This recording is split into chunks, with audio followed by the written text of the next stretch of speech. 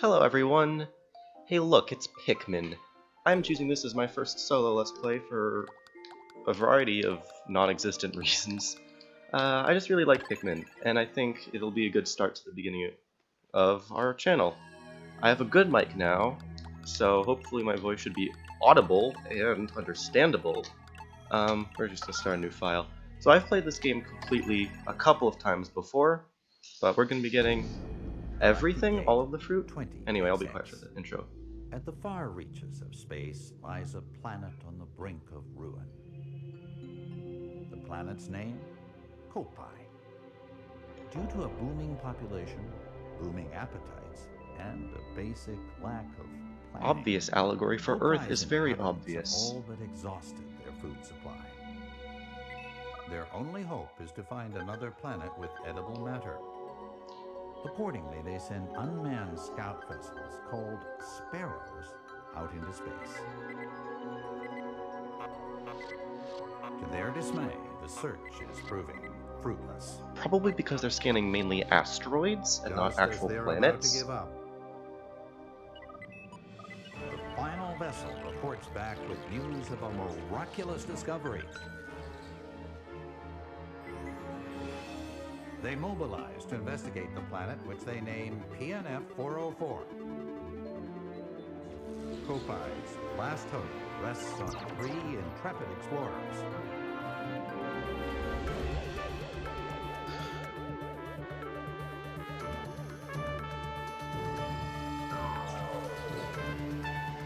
At last, the explorers' 279,000 light-year voyage nears its end. But as they initiate the landing sequence, something goes horribly wrong. You cannot have a Pikmin game without a rocket ship landing turning into a crash. You simply cannot. Anyway, Pikmin 3. Very good game. Hoping for Pikmin 4 to be announced at a Direct, because they said that they were working on it, and then they never gave us any information for, like, multiple years by now. So, Pikmin, very fun. Charlie's Crash. So here is the leader of our intrepid explorer team, Captain Charlie. He is... well, I don't think you can really call any of these guys characters, because there's no development for any of them, because that's not the focus of the game. But here he is, he's Charlie. For those of you who don't know, the planet they landed on, PNF 404, is just a post-apocalyptic Earth. So yeah, double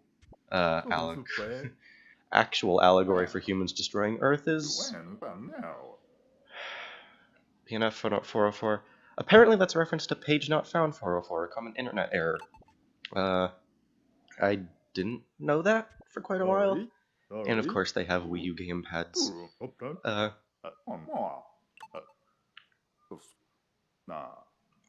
Hello, anyone? There's no response. Probably because they're not in range of the ship, as we'll see in a minute. In any case, I'm starting with 3, because I don't own 2 or 1. I probably should get them, because they're good games, but I don't think I can, because they're either rare or... I don't think I can get them electronically, because the virtual shop thing closed a while ago. In any case, Pikmin 3, for those of you who don't know, Pikmin is a real-time strategy game where you manage about 100 of these little fellows here. I'm just gonna run into them. Also, something about Pikmin is that all of the characters are very, very small. We're gonna run across earth fruits, we're gonna run across strawberries and stuff later, and you'll notice that all of the characters, including the Pikmin, are miniature. So yeah, these are the Pikmin themselves. These are yellow Pikmin. These are actually... this is the tutorial area, and for some reason they've given us yellow Pikmin first, even though red Pikmin are normally what you get to start with. This is just to get used to the controls. So now, of course, Captain Charlie's first instinct to get the aliens away from him is to literally throw them. But anyway, Charlie's gonna learn how Pikmin work, and he's gonna have some cool ideas on how to use them. Round up the creatures by putting up with and pressing B. Yes, I'm playing with the Wii remote.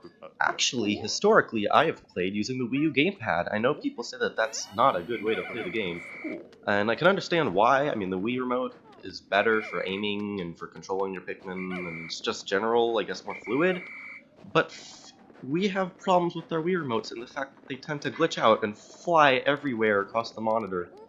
So the Wii U gamepad's actually been more reliable for me. I don't know if anybody else really has this problem, but yeah, I tended to use the Wii U gamepad more, so I'm not actually very used to the Wii remote itself. Oh yeah, so here it'll show you that the larger objects have full health bars. If you throw a Pikmin directly on top of a small object, like these small mushrooms, it'll instantly get squashed, otherwise they'll just have to destroy it manually.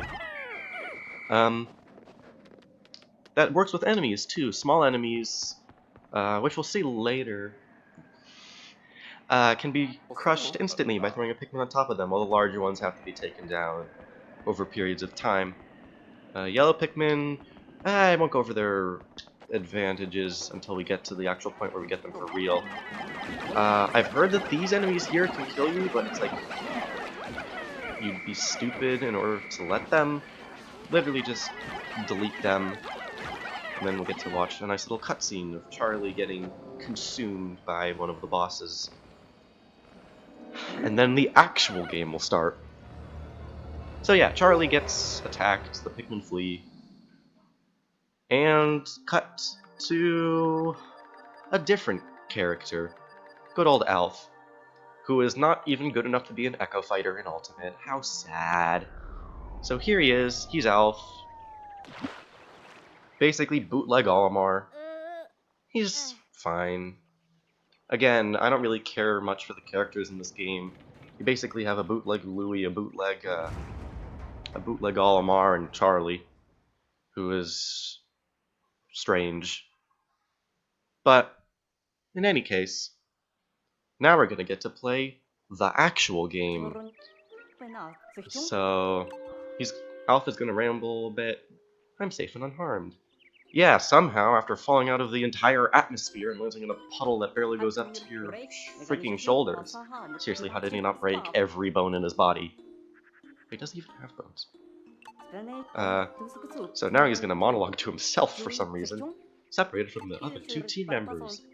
So he's the engineer, Charlie's the leader, and Brittany is, who we'll find later, is, I think, the botanist?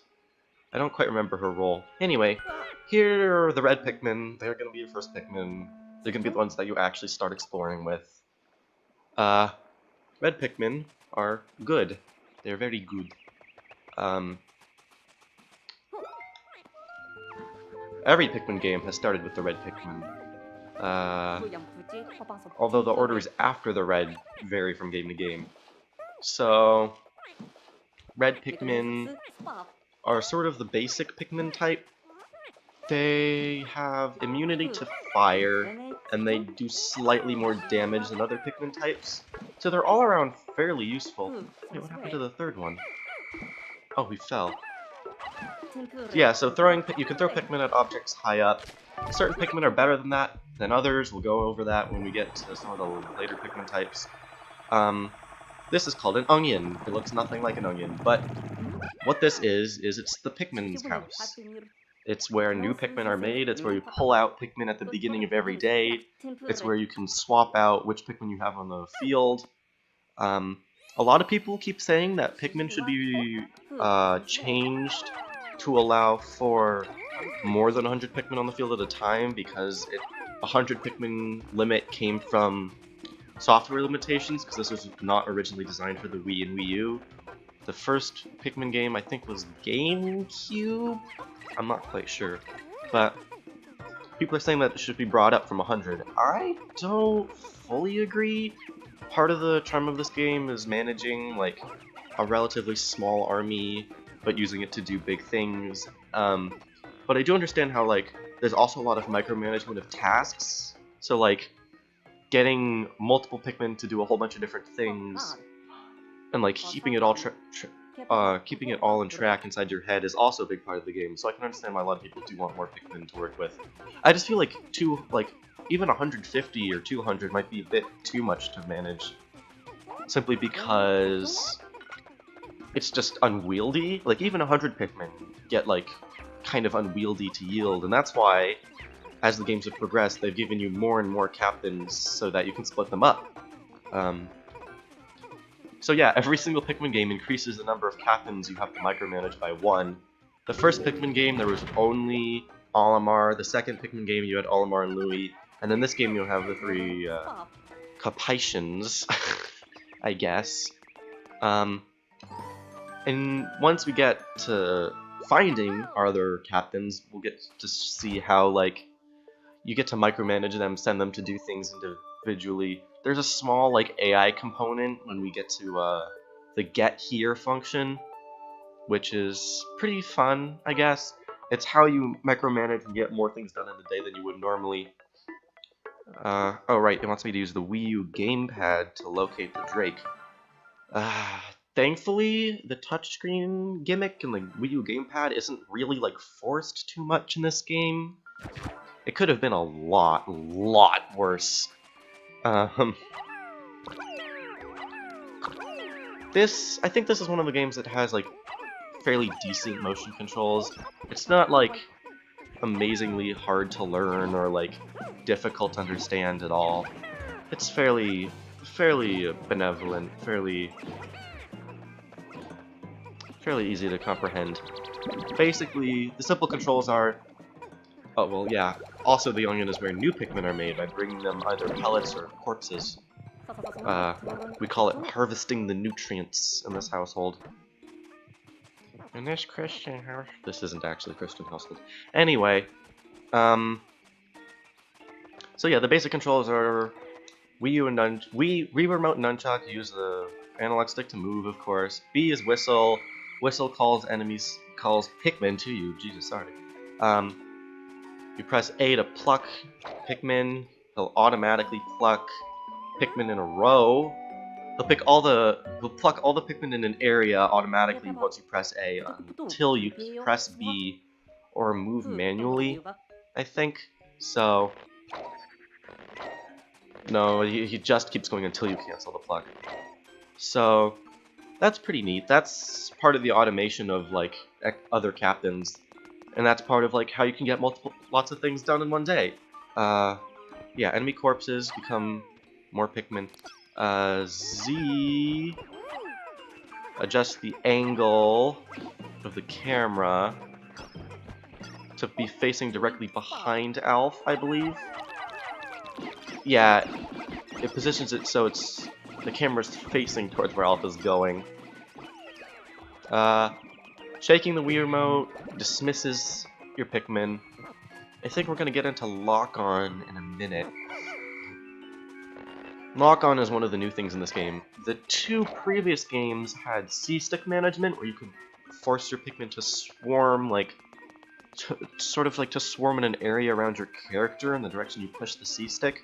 But because the Wii remote doesn't have a C-stick, what you get instead is you can lock on to specific targets and swarm them. Why can I not? This camera's not behaving the way I want it to. I could have sworn you could press the D-pad to change the camera angle, but I guess not. I'm a lot more used to the gamepad controls than the Wii U remote, so it's not gonna look... my gameplay's not gonna look very pretty for the first few episodes.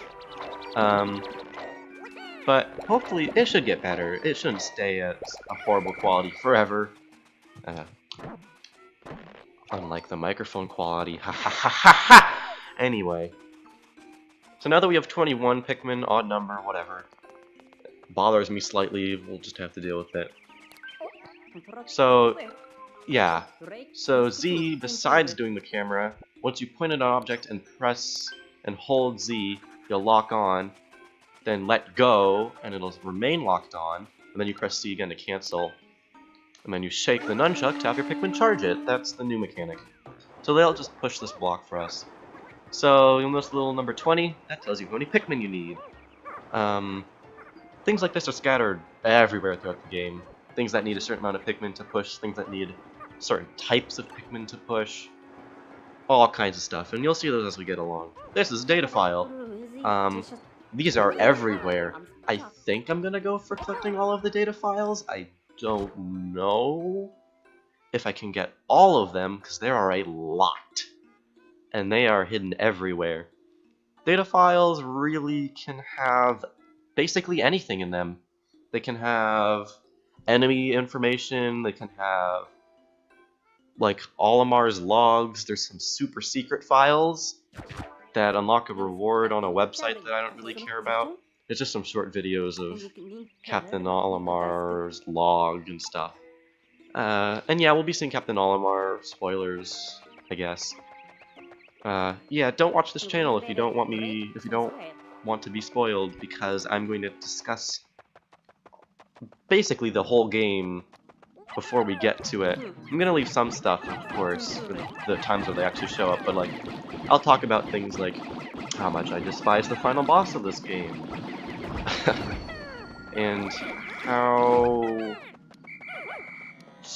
well and poorly this holds up to its predecessors. It's sort of interesting, because in a lot of senses this is just a more polished Pikmin, but a lot of people complained about it not being fully complete on release. And what they mean by that is the game was finishable, of course, but there was a series of like bugs and out-of-bounds exploits and things that just didn't feel like there'd been enough time put into them. So people were sort of saying it was like sort of like not an unfinished Pikmin game, but sort of I don't know. It didn't have the final. It wasn't the final cut. It was like the 0.99999 instead of the 1.0. But yeah, he's gonna talk about the Cophead. It's a miracle that we found our ship in one piece, unlike the beginning of Pikmin 1. But anyway, we're gonna get a call. It's gonna be from Brittany, who is in the next zone. Alf, it's me, Brittany. Do you copy? So yeah, here's one of our other captains. Personally, my least favorite. I mean, Alf is boring, but decent, and Charlie's just weird, but Brittany's, like, she's half annoying like Louie and half, like, trying to be charming, but it really doesn't work. I like this game's gameplay, but I know Pikmin, you don't play Pikmin for the story, not at all, but it's still not great, to be honest. Oh yeah, I should explain my reasons for choosing this Pikmin first. Pikmin 3 instead of the variety of other solo games I have. One, my Switch is in the other room, and I don't want to have to go through the trouble of hooking it up to the monitor while disconnecting the Wii U and doing a whole bunch of other garbage. Two, all of my Wii games I'm either incredibly frustrated with, see Little King Story, or have better versions of, like Okami. So I just decided that this would be a very good one to start off with, because it's somewhat long, it's expansive, it's fun, it's consistent, and it's not too much of a pain to 100% complete. Kirby's Return to Dreamland videos, I don't know when the next one will be, because Rahul can't return for probably multiple months. Josh won't respond to anything, and Curtis is 50-50 on whether or not he actually exists on this material plane, so they might not be back for a while, so you may not get to experience the new mic for people for a while. So yeah. Also, yeah, I have a new mic. It's not actually new, it's like 3 years old. It's my dad's mic. I think I mentioned it in one of the Kirby episodes, actually. But yeah, it should sound better. I did a bunch of sound mixing. Hopefully, my voice compared to the game audio isn't like horribly off balance, because I had a test video a very long time ago of Trauma Center, which was not good. It was an old mic. It was before I learned how stereo versus mono worked. It was before I understood how sound mixing worked.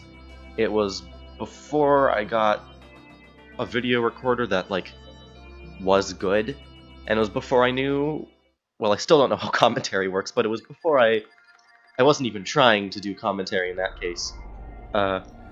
Also, I just skipped over a massive explanation on how if you leave your Pikmin behind, if you don't call your Pikmin back to you or leave them next to the onion, they will be eaten by nocturnal predators, and you can lose possibly your entire squad if you're being lazy.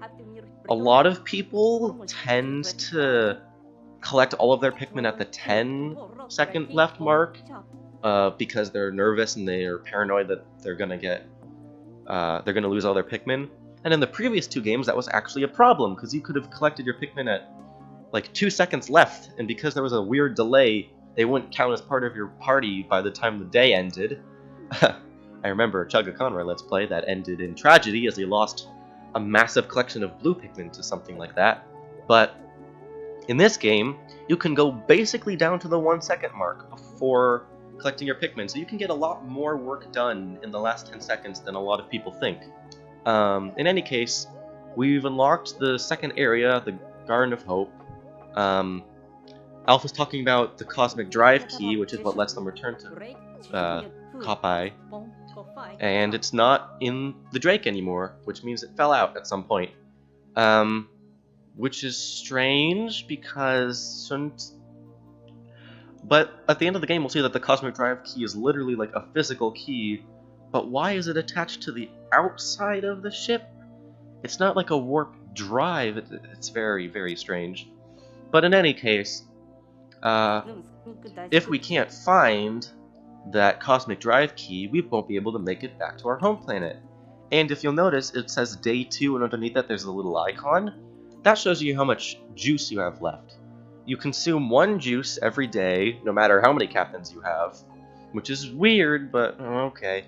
Your goal is to survive, and if you run out of juice by not collecting enough fruit, you lose the game. This game is very, very hard to lose. They throw fruit on you, like, around every corner. I don't think I've ever even come close to losing. There's only one point in the entire game where they intentionally put you in danger of getting the game over, but even that, it's like, they give you fruit almost immediately after that anyway. But yeah, you start with 3 days worth. You can go back to the Tropical Wilds, which is where we started, and there is some stuff to do.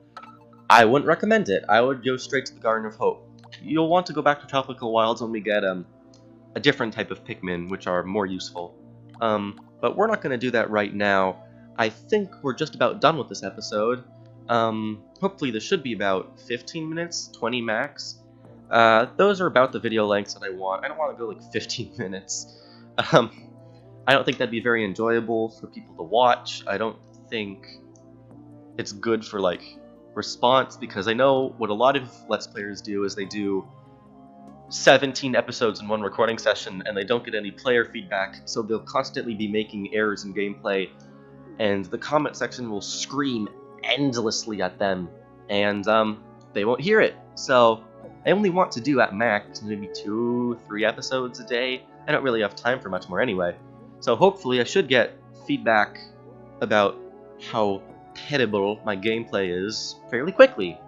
So in any case, that about ends it for episode 1. I hope Taylana enjoyed watching this, and possibly Josh, and eventually the one new subscriber that isn't from my already existing group of friends. But in any case, thank you all for watching, and goodbye.